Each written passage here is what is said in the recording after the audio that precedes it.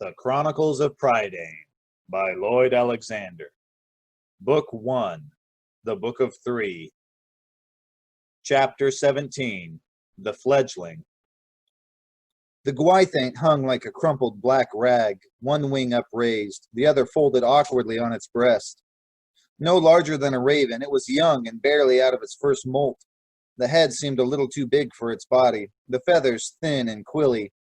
As Taran cautiously approached, the Gwythaint fluttered vainly, unable to free itself.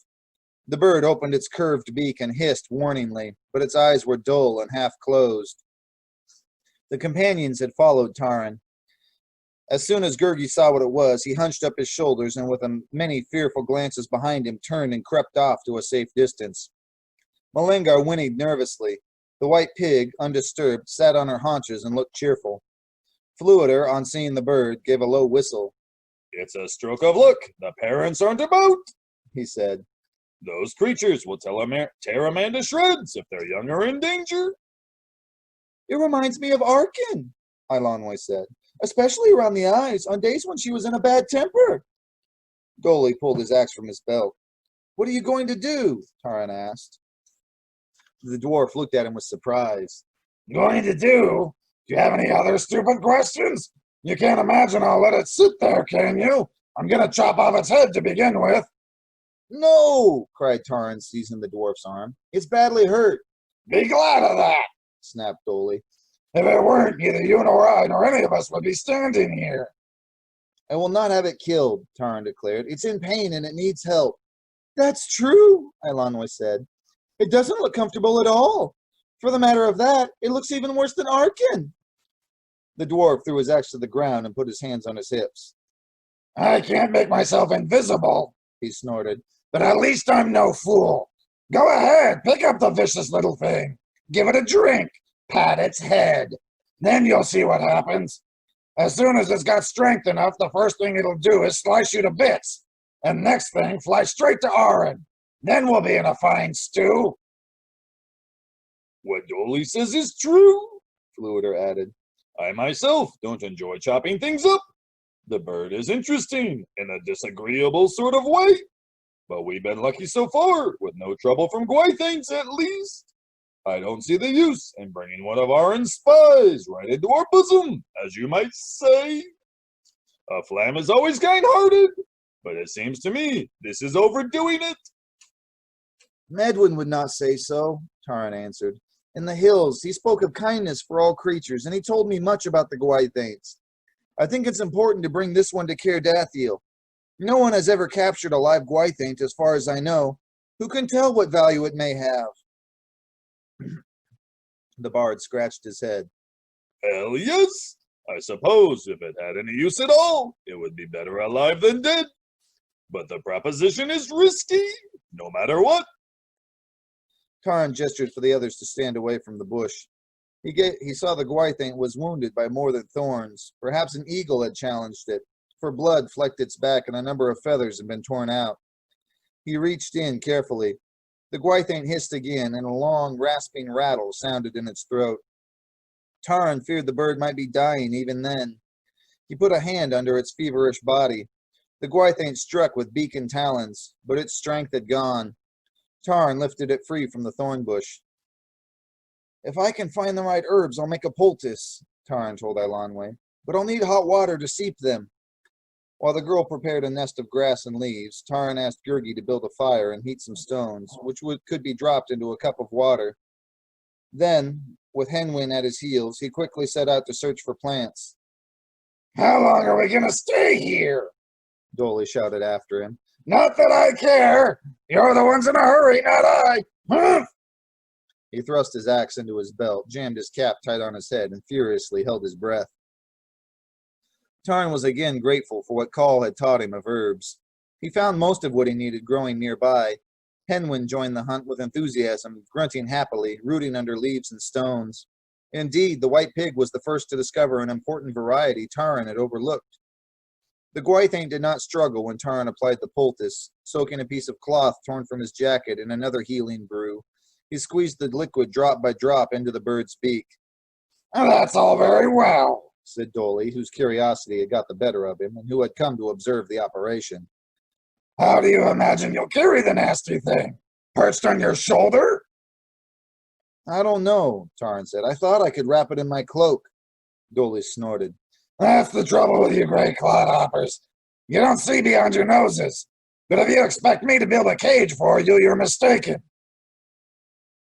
A cage would be just the thing, Tarn agreed. No, I wouldn't want to bother you with that. I'll try to make one myself.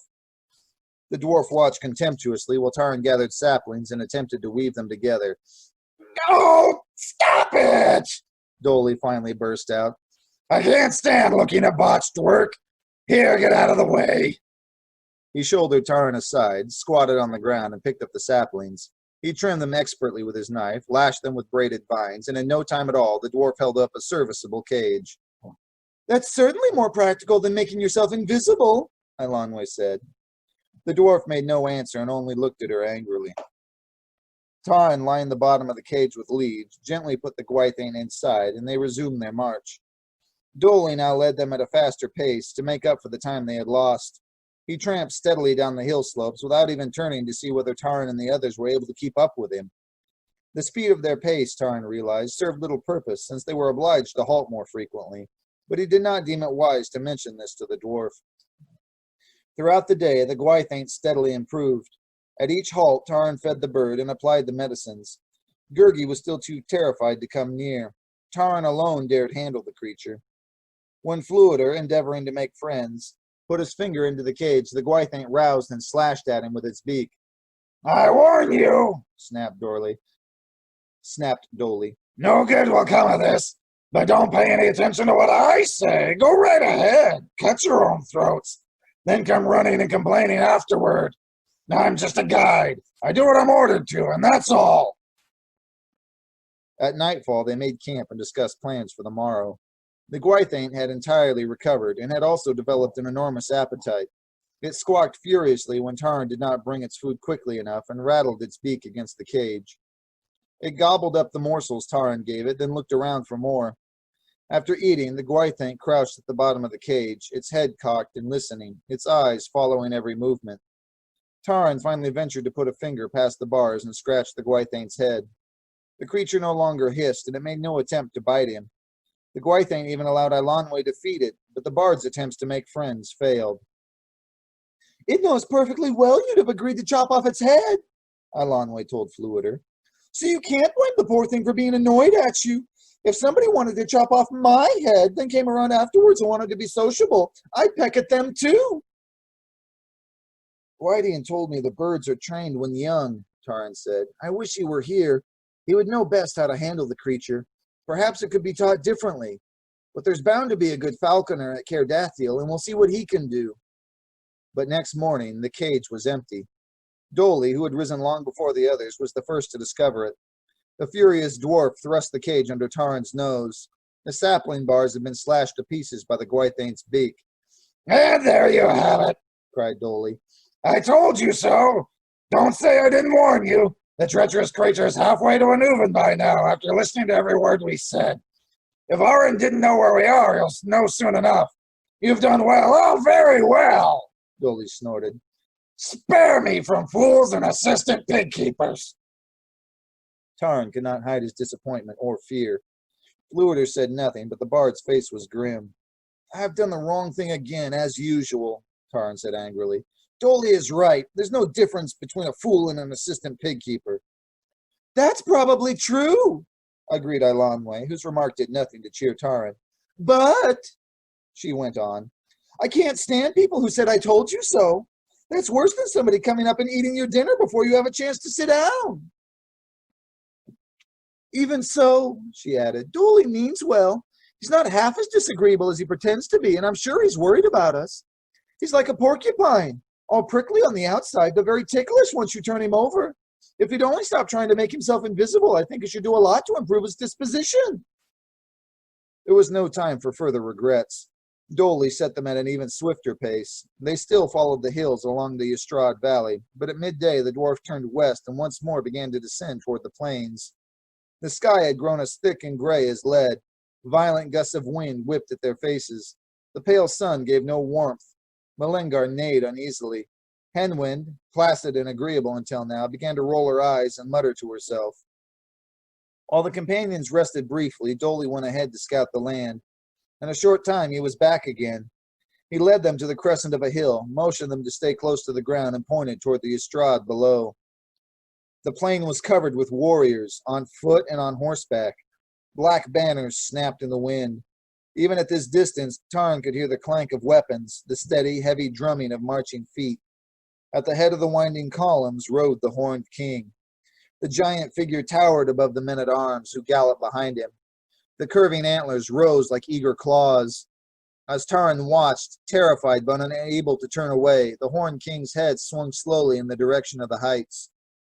Tarn pressed flat against the earth. Arin's champion, he was sure, could not see him.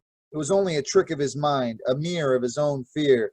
But it seemed the horned king's eyes sought him out and thrust like daggers at his heart. "They have overtaken us," Tarn said in a flat voice. "Hurry!" snapped the dwarf. "Get hustling instead of dawdling and moaning.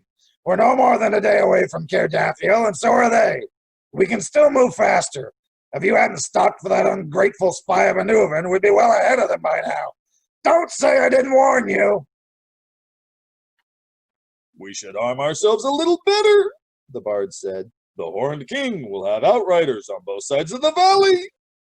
Tarn unstrapped the weapons on Malengar's back and handed a bow and quiver of arrows to his companions, as well as a short spear for each. King Eyeleg had given them round bronze bucklers. They were dwarf size, and after his view of the marching hosts, Tarn found them pitifully small.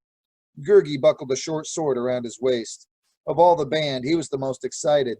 "Yes, yes!" he cried. "Now bold, valiant Gurgi is a mighty warrior too. He has a grinding gasher and a pointed piercer. He is ready for great fightings and smitings." "And so am I," Fluider declared. "Nothing withstands the onslaught of an angry flam." The dwarf clapped his hands to his head and gnashed his teeth. "Stop jabbering and move!" he sputtered. This time he was too furious to hold his breath. Tarn slung the buckler over his shoulder. Hen Wen hung back and grunted fearfully. "I know you're afraid," Tarn whispered coaxingly, "but you'll be safe in Cardathiel." The pig followed reluctantly, but as Dolly set off once again, she lagged behind, and it was all Tarn could do to urge her forward. Her pink snout trembled, her eyes darted from one side of the path to the other. At the next halt, Dolly summoned Tarn. "Keep on like this," he cried, "and you'll have no chance at all. First a Gwythane delays us, and now a pig." "She's frightened," Tarn tried to explain to the angry dwarf. "She knows the Horned King is near." "Then tie her up," Dolly said. "Put her on the horse." Tarn nodded. "Yes, she won't like it, but there's nothing else we can do." A few moments before, the pig had been crouched at the roots of a tree. Now there was no sign of her. "Hen?"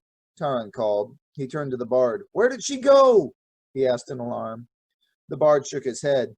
Neither he nor Eilonwe had seen her move. Gurgi had been watering Malengar and had not noticed the pig at all. "She can't have run off again!" Tarn cried. He raced back into the woods. When he returned, his face was pale.